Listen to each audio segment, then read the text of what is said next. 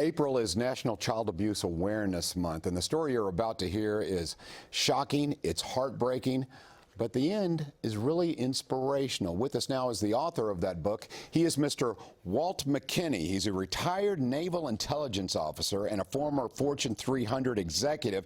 He was also the victim of child abuse and the author of Monsters in My House. Walt, thank you for joining us. I think it's very courageous to tell your story. Yeah, John, thank you so much for having me here. It's such a blessing to be on talking to the listeners this morning. I really appreciate you for that.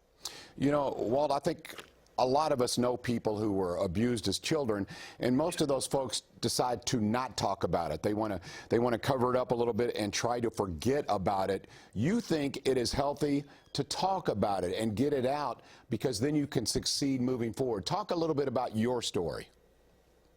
Yeah, absolutely. So I moved 14 times in the first 16 years of my life, being sadistically abused by every adult I came into contact with until I testified against my father in court. And the reality is there's so many times, like you said, the stigma of trauma and the judgment from people really perpetuates these generational cycles where hurt kids grow up. They end up becoming adults that end up hurting other kids to the tune of 78% of the time. It's all generational abuse. And so it's really about removing the stigma of trauma, showing people your history doesn't define your legacy, and where you start in life doesn't have to be where you finish. Walt, correct me if I'm wrong, but you talk about generational abuse. So a lot of getting past that is the forgiveness factor. How do you arrive at the point where you can actually forgive the abuser? Yeah, so this comes in layers, John. Forgiveness was really the hardest thing for me, and something I held on to. And so, but the reality is I didn't think forgiveness was for my abusers. It wasn't so I could let them off the hook or so that they can go live happily. They were already suffering in their own trauma, which is why in their pain and their hurt and that pit of despair that they were in, they transferred that generationally to me. And so I realized in my own healing journey, I had to focus on forgiveness because that pain and that shame and that trauma that I held onto just inside of my chest was eating me alive. And so if I wanted to not only be happy myself, be a great husband, be a great father, I knew I had to do some work and find that forgiveness. And I knew I had to do it for myself so that I can live happy and joyful and fulfilled life that I'd be missing out on if I held on to that anger and that pain. So forgiveness is huge in this journey, but I got to say it's one of the hardest things for people to rectify mentally. Walt, I am curious, in your case, the child abuse, did you find at any point in your career, and I mentioned the fact that you became a naval intelligence officer, did you find that it slowed your progress, or did that child abuse perhaps motivate you to reach higher, to climb the ladder? Absolutely, John. It's a great question. You know, for me, my child abuse, it did hold me back for a long time. I mean, I almost robbed a Circle K convenience store right before I went into the Navy. And I knew if I didn't get out of my hometown, I'd probably end up in prison or jail and be a statistic from the environment I grew up in. And so once I went into the Navy, it's almost like on the plane flight there, I told myself, I can start to live this life that I dreamed of. I can make my life whatever I want because nobody knows my story.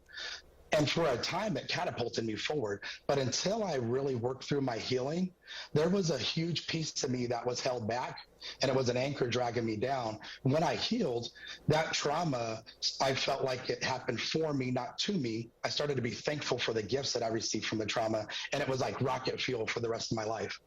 Wow, you really took this to the polar opposite direction when you talk about rocket fuel to fuel you to do better and to be happier. For those out there who perhaps are someone watching right now and they're saying, I suffered from child abuse, I'm trying to forget about it. How do they start the sharing process? How do they start the healing process?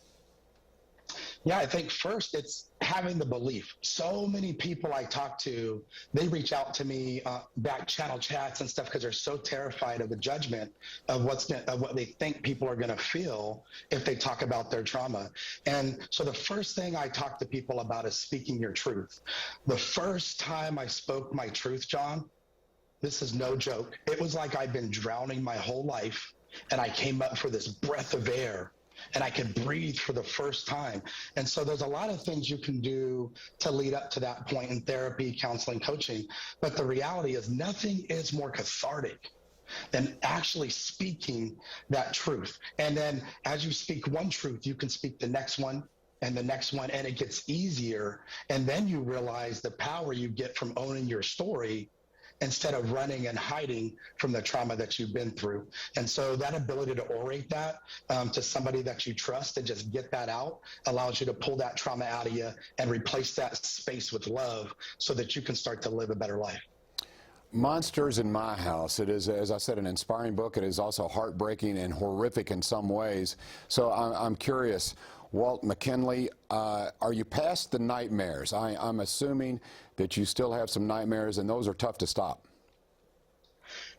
To be honest with you, I don't have nightmares from that. And so the cover of the book is my view as a little boy being thrown into the basement by my stepfather. And it's, you can see a mask superimposed. He used to throw a terrifying Halloween mask down there for me. And so there were many times I felt like I was really on the brink of losing my sanity.